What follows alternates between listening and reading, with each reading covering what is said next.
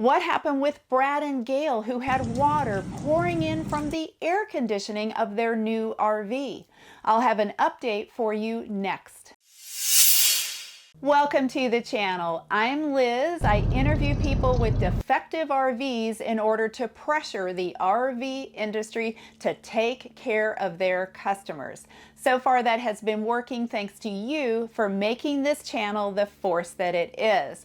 Well, Brad and Gail had one of the craziest stories that I've ever featured on this channel. They bought a top-of-the-line Riverstone fifth wheel made by Forest River. In fact, they paid $190,000 for it and live in it full time. Shortly after they bought it, they noticed water coming down from the air conditioning vents. We were sitting in the recliners, just sitting and watching television, and all of a sudden it was a drip, and I was like, what was that? And then it was another drip, and then all of a sudden it just started pouring in, and it hit the ottoman and on the floor. And it was condensation that was coming back into the unit. The condensation would come in, it would leak over the bed, it would leak over the slides. It'd be one drip, and then a bunch of drips, and then just a steady leak. The one that was in the bedroom, the mattress was so soaked, the bedding was all the way through, everything. They learned that Forest River had issued a service bulletin for this exact problem. They had the work done at a certified RV dealer, but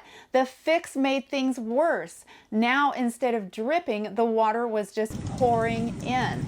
Here's Brad with an update. We had an independent mold test conducted, and it came back positive for mold. And we also conducted our own with a little kit that you can do. And per the instructions, we keep the dish open for an hour in one area, and we did it in two, the bedroom and the living room. And then you close it up, and then you let it sit for 2 days, and it just came back fully grown with mold. And that's just 1 hour. Forest River says, yeah, we can have a third party come pick it up and then take it up to Indiana to their facility and do all the repair and do the mold removal. And they said it'll take them about 2 weeks. When these manufacturers take these things back, they can sit on the lots for 4, 6, 9 months to a year just waiting your turn. So I'm sure it might take them 2 weeks to do it, but where do I sit at in the queue? Are we going to be trying to find someplace to live with our dog, rent a place, put everything in storage? What's our situation like for that supposed 2 weeks? Because we know that it's going to be a lot longer. They just have a history of it being a lot longer. The problem is that Forest River still holds the responsibility for this. It was their equipment, their design, their failure. Saying we can fix it in 2 weeks doesn't really give me a warm, fuzzy feeling. We are just not confident that they can remove all of the mold, all of the issues that we have with this just by having it for 2 weeks, they say. This is Boo. She's a miniature schnauzer. I got her last year. But where I'm camped now, I'm out in the country. In fact, I'm on well water. And even though I had a 3-stage water filtration system, Boo would not drink the water. So I had to buy spring water. It was kind of a pain. But this is often what us RVers do. We typically don't drink water from the tap. Then I switched to a 4-stage water filtration system from Blue Technology. Based out of Michigan, Blue Technology's A3 system has a UVC light that instantly kills 99.99% of bacteria and viruses. This system also significantly removes sediment, chlorine, metals, and more. Blue Technology specializes in RV water filtration. They use military-grade stainless steel hoses and connections. All of their systems are NSF certified, meaning they are the highest grade for water filtration. The setup is super easy and it's idiot-proof. You simply can't install it wrong. Like I said, it's designed for RV use and travel, and the best news is Boo is now drinking the water, so I never have to pay for bottled water again.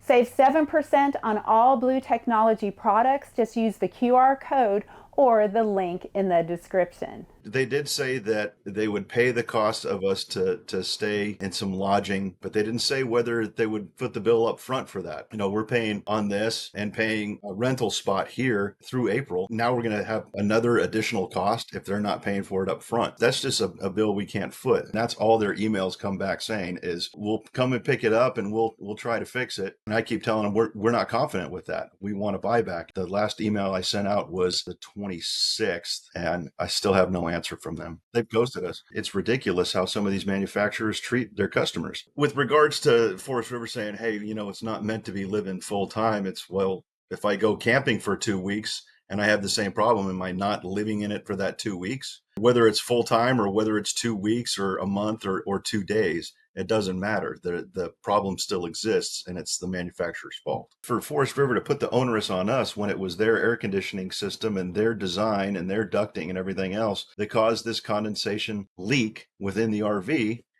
and it was their TSB, technical service bulletin, that was supposed to fix it, and that didn't fix it. It actually made it worse. It's kind of ridiculous. Blaming the customer for bad design is it's bad business. And as far as the health problems, Gail's gotten even worse. She's having respiratory issues, all kinds of stuff with this mold. And I never had allergies. I mean, other than, the Georgia pine where we lived at, but here it's just constant, just constantly sneezing, the sniffles and the constant hacking. And we know that it's mold related, and Gail's tests have come back that it's mold related. Her respiratory issues have gotten so bad. She goes to work and it just clears up. She comes back in and she sneezes, or she has, gets upper respiratory infection easily, and then she goes back to work and it seems fine. So we know that it's most likely the coach. The costs are starting to build up with having to get tests done and having to go to her doctor. I know as soon as she gets out of here, she feels better. We bought this unit thinking this was the one, right? This was going to be great. We're going to be able to go where we want, when we want, and not really be tied down to anything. Beautiful, expensive RV. And this was going to be our full-time living situation. And that's what's sad, is that, we love the rig. We love the design of it. It was the perfect fit for us. It had lots of storage, beautiful design on the inside, nice and light on the colors. We love everything about it. Problem is it's killing us. We have our dogs here. I can telework quite a bit of time, but a lot of time I have to go out into different areas of Florida, and we have to leave our dogs here. And if this starts leaking water and it starts slinging the water on the ceiling fan, and the ceiling fan starts slinging it around, there could be an electrical fire. When we take the center vent down that was cut, you can see electrical wiring in there, and it gets soaked with water. So we know it's not a matter of if, but a matter of when that we have an electrical issue. It'll either spark or knock it out, or even cause a fire. If we're not home, our dogs, unfortunately, will perish in a fire or perish from carbon monoxide poisoning. The next step for us is give them one more shot and give them another week. And if not, then we're going to have to either contact a consumer lawyer or go through the insurance route, maybe totaling out the RV. We're not sure. There's still the deductible that we'd have to pay. Somebody's going to have to come out and make a determination as to how bad it is. That could take a while as well. Forest River isn't making it easy for us. They're still adamant that they can fix this, and that the point is that they might be able to fix part of it, but it'll never be fully fixed. What we'd really like is for Forest River to own up to the responsibility that, one, their design didn't work and it's causing us health issues due to the water condensation. Their TSB to fix the problem didn't work, and their solution of taking it up to Indiana for 2 weeks or longer, which will probably be closer to 9 months to a year, considering the queue that's there. We don't have any confidence in that. We will continue to ask for a buyback or a buyout from Forest River. And if that doesn't work, then unfortunately, we may have to go the legal route. I want to let you know that Forest River is not a small company. In fact, they made over $5 billion in revenue last year. Also, late last year, the president of Forest River passed away. I updated my contacts to reflect the new CEOs of the company, and I sent out an email regarding Brad and Gail's case. Well, guess what? No response. So it's like Brad said, it appears that Forest River is ghosting them. So now it's up to you to use the power of social media to up the pressure on Forest River so they can take care of their customers. So please like, subscribe, and share to help grow this video. What do you think Forest River should do for Brad and Gail? Let me know in the comments. And by the way, Brad and Gail did get an inspection before purchasing their fifth wheel. I actually did a video about that. I interviewed another RV inspector and we talked about, well, how did this get missed? And most likely for two main reasons.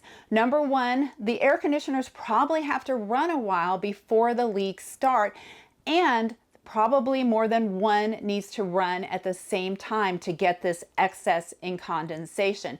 If you want to learn more about the pros and cons of an inspection, I'll put a link to that video here. But to sum up, while an inspection is not foolproof, it definitely can save you future heartache. Thanks for watching and stay tuned.